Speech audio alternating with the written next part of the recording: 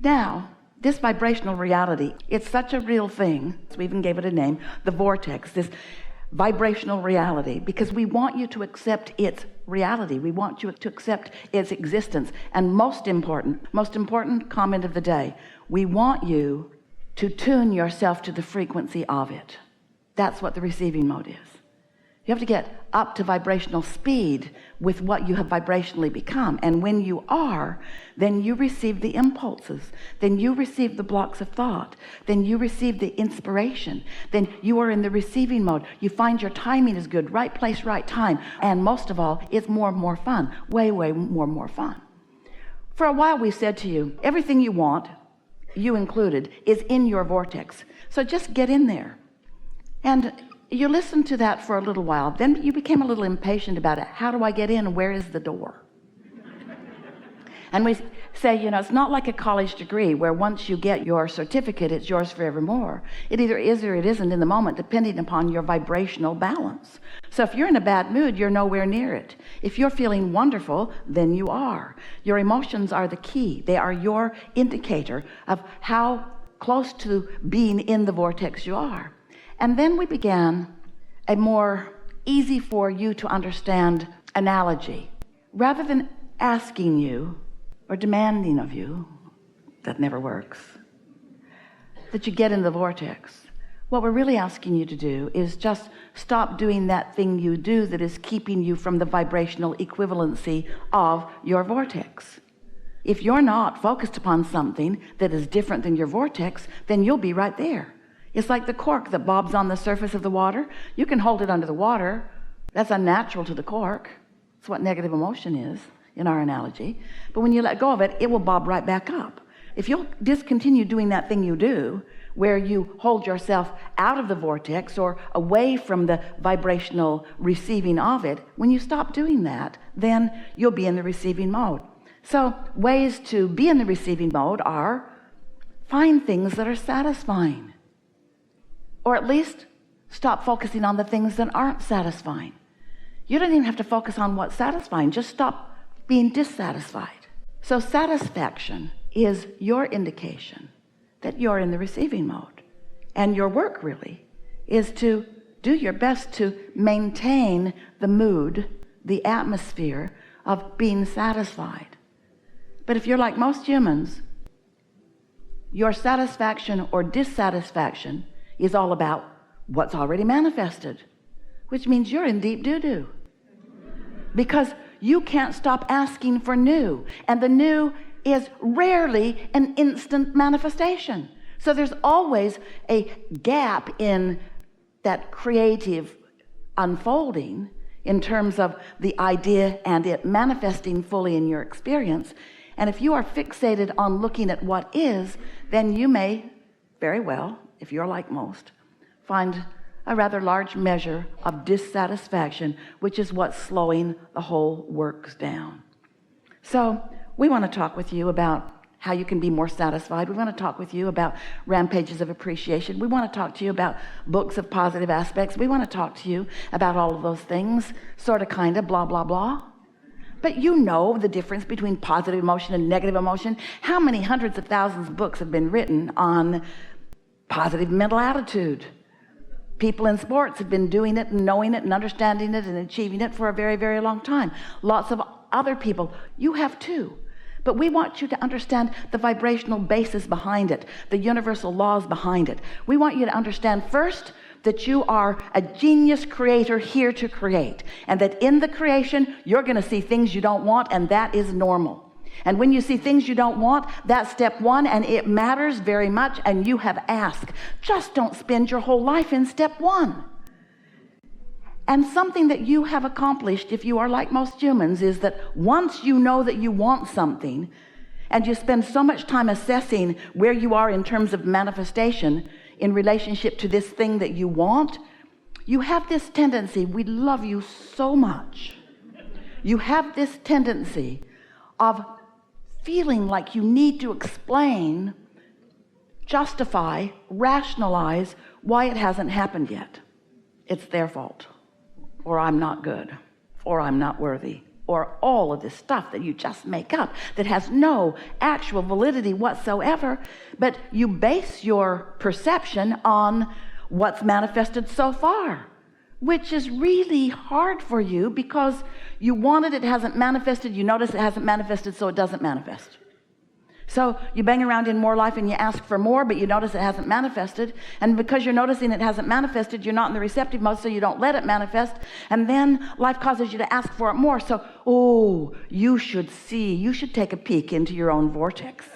You should see what you have put there. You should see what's all queued up for you. You should see what your inner being is attracting by law of attraction on your behalf. And if we were standing in your physical shoes, we'd find ways of letting it in. The biggest, most important way that you could easily tune to the frequency of your vortex, that you could easily become a steady vibrational equivalent to the vibration of your vortex, which means then what's in there can easily flow into your mind, into your impulses, into your receiving. Because really, you don't want somebody else to do it for you, do you? No, say no. No, you don't want someone else to do it for you, do you? You really don't. You think you just want the manifestation to drop into your experience, but you don't. You don't. You are the creator of your own experience. You want your hands in the clay. You've just been frustrated because you've been asking and you're not seeing it. It's like God or somebody must be out to lunch. Where's the delivery system here? Abraham, if all that money's in the vortex, how do I get it out of the vortex and into my bank account?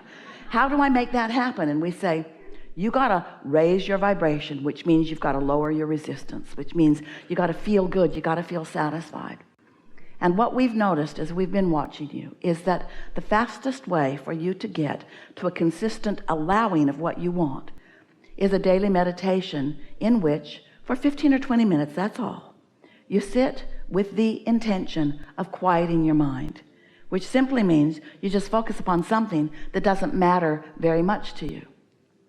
Esther, if she were deciding that she were going to meditate in this room, she would sit, take her shoes off, get comfortable, put her feet on the floor, leave her shoulders loose and her hands in her lap, and breathe a little bit. And then she would listen for something in the room. Sometimes she even uses her cell phone because she's got an app that has sounds on it.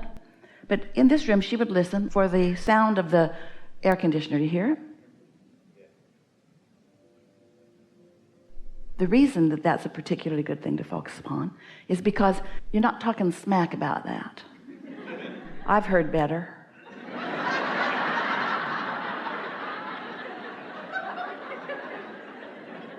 You don't do that with that. And because it's not very juicy in thought, if you will continue to turn your attention back to it. Now, you may, depending on how far into your day you are, earlier you meditate, the better, the easier for you. As you focus upon it, your mind may wander because your mind already has some momentum going. There are already active thoughts. So the whole point of meditation is to distract yourself from the thoughts that are active, because when you distract yourself from the thoughts that are active, you're no longer adding to the vibrational momentum of the thought. And each time you quiet your mind, so any active thoughts that may be resistant in nature are now not a player in your vibrational mix, then your vibration begins to rise. And it doesn't take long before you're in sync with who you are. Now, don't be upset if once you've found that place of detachment, if thoughts are flowing in your mind, just ask yourself the simple question. Okay, the thoughts are louder now than the air conditioner that I was focused upon, but are these thoughts satisfying? And if the thoughts are satisfying, then just know that you are most likely in the receiving mode, and that you and your inner being are sharing these thoughts. Your inner being is thinking these thoughts, and you are receiving these thoughts. And you and your inner being are thinking these thoughts. And the momentum, can you feel it in your body?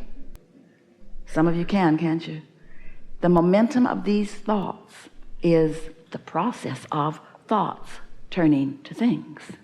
Now, they're not going to turn to things immediately. The ceiling isn't going to open and your $20 million is not going to fall at your feet, probably. Now we're talking smack about your millions. But what is going to happen is the vibrational momentum is becoming more, and whatever it is that you've asked for that has already been given is now going to be within your vibrational view, your emotional view, your sensing view, your impulse view. You know it. Sometimes you're in traffic. Driving is really a nice thing because often you're distracted from thoughts, and often you'll get an impulse to change lanes or to take an exit or to do something that is clear communication from your inner being. But if you're not practiced at deliberately quiet your mind, if you're not practiced at deliberately raising your vibration, if you're not practiced at the feeling of alignment, if you don't know when you're in the receiving mode and when you're not, you see, we want to call that under the influence. Really under the influence of who you really are. But we also have to say, you are always 100% of the time under the influence of something. And usually we love you so much, you are under the influence of what is, which means what is not changing for you.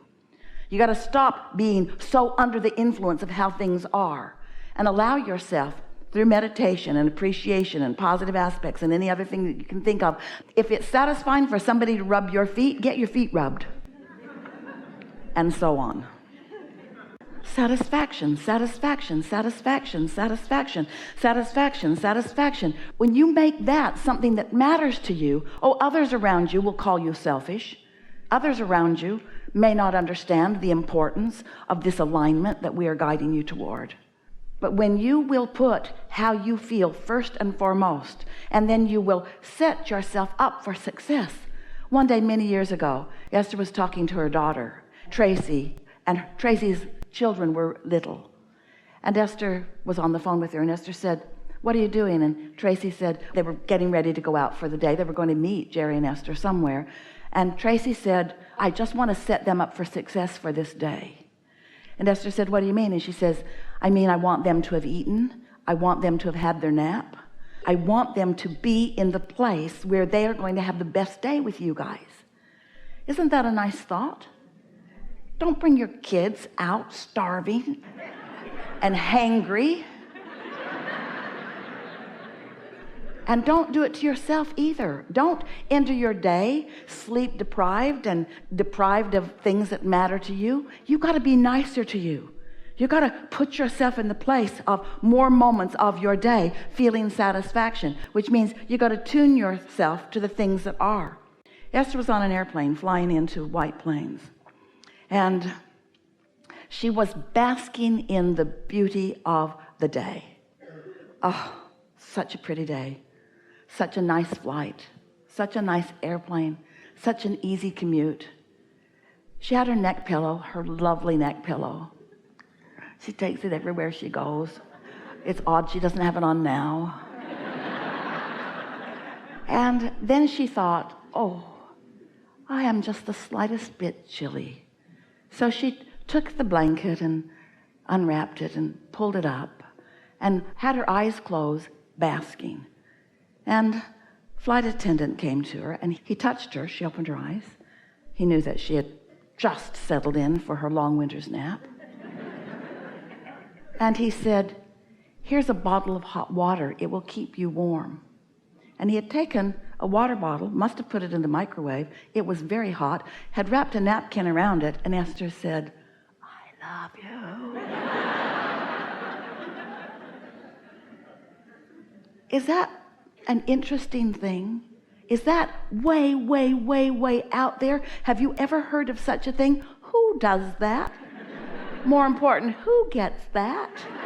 Esther says, "I do, I do, I do." In other words, when you're basking, when life is good to you and you know it, life must be good to you. It cannot be otherwise. And the universe will then have to knock itself out to give you yet another way. Esther thought, "You could rub my feet." You get what we're saying. Be nice to you. So, what do you want to talk about? We're eager to visit with you about anything that matters.